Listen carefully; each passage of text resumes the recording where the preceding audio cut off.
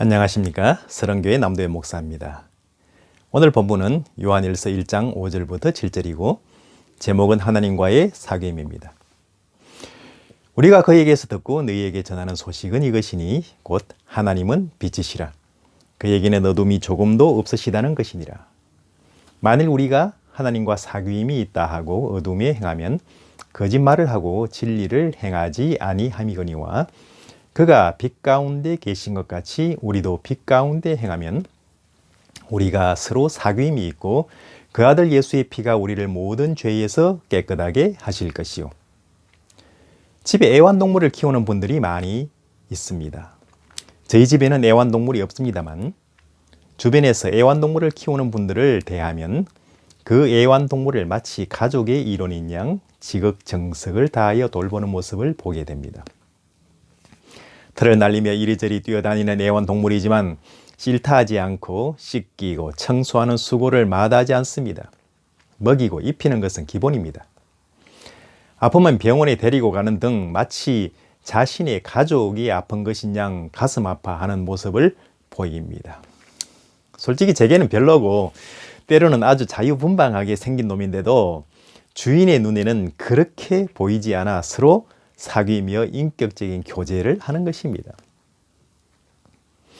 그런데 이러한 애완동물을 살피게 되면 공통점이 있습니다. 일반적으로 귀엽다는 것입니다.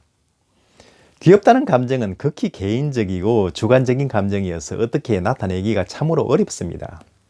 그렇지만 저는 왜 귀여운지 몇몇 개주인에게 물어보았더니 공통적으로 나오는 대답이 있었습니다.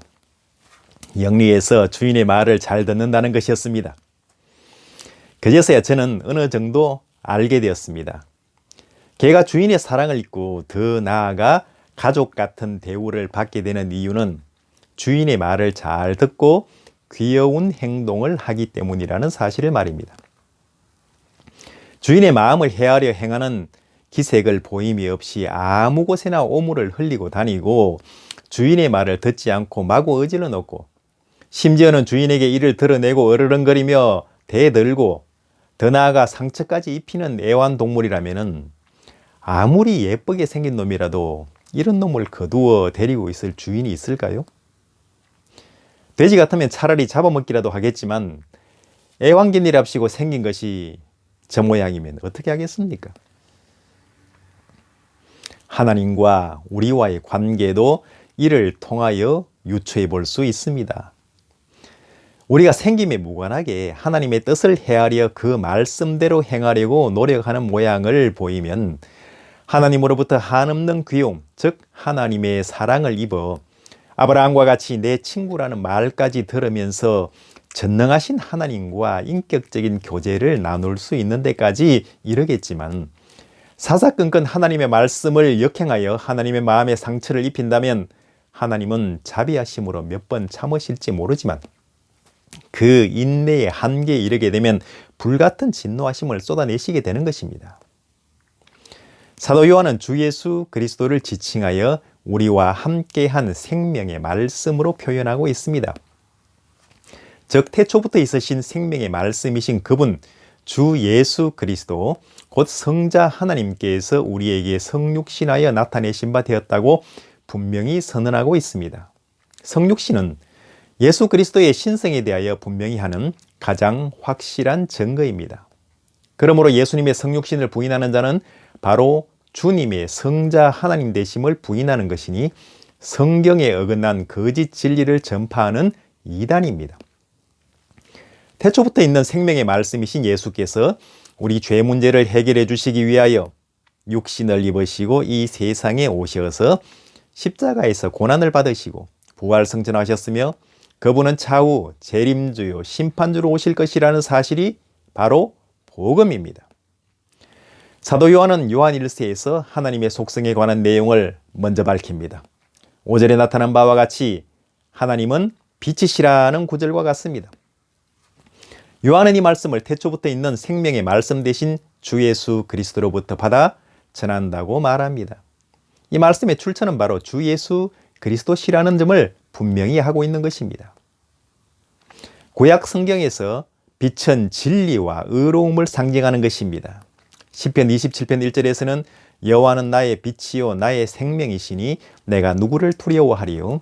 여호와는 내 생명의 능력이시니 내가 누구를 무서워하리요 라고 합니다. 빛으로서 하나님의 본성을 나타내는 말입니다.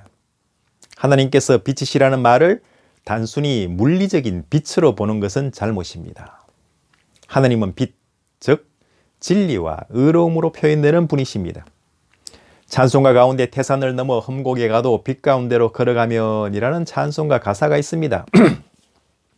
이는 우리의 삶이 태산처럼 높은 산과 깊은 협곡과 같이 험한 곳에 이르게 되어도 빛 대신 하나님, 즉 진리와 의로움의 속성을 가지신 하나님 가운데 행하게 되면이라는 말씀입니다. 하나님과 사귐이 있다 하면서 빛이 아닌 어둠으로 표현되는 악의 세력 가운데서 행하고 살아간다면 자체로 모순입니다. 스스로 하나님의 자녀라면 빛이신 하나님 가운데 행해야 합니다. 오늘날 개인과 사회가 가지는 문제의 원인은 지극히 단순합니다. 극과 속이 다르기 때문에 일어나는 현상입니다. 주님은 마태복음 7장 15절부터 20절에서 거짓 선지자들을 삼가라. 양의 옷을 입고 너희에게 나오나 속에는 노략질하는 일이라. 그의 열매로 그들을 알지니 가시나무에서 포도를 또는 은컹귀에서 무화과를 따겠느냐. 이와 같이 좋은 나무마다 아름다운 열매를 맺고 못된 나무가 나쁜 열매를 맺나니 좋은 나무가 나쁜 열매를 맺을 수 없고 못된 나무가 아름다운 열매를 맺을 수 없느니라. 아름다운 열매를 맺지 아니하는 나무마다 지켜 불에 던지오느니라. 이러므로 그의 열매로 그들을 알리라고 하셨습니다. 특정인의 말을 보아서는 안 됩니다. 그들의 열매로 그들을 알 것입니다. 개인이나 집단이 맺은 열매를 보면 그 속을 미루어 알 수 있습니다. 오늘날 우리 사회의 현상을 보면 현재 우리 사회의 지도 엘리트들이 어떤 사람인지를 알 수 있습니다. 인간 위주의 인본주의적 사고방식을 가진 사람들은 스스로 구속된다는 생각 자체를 거부하고 스스로 자유롭다고 생각합니다. 누구에게든 속박받지 않고 자신의 뜻대로 살아갈 때 진정한 자유인이라고 생각합니다. 과연 그럴까요?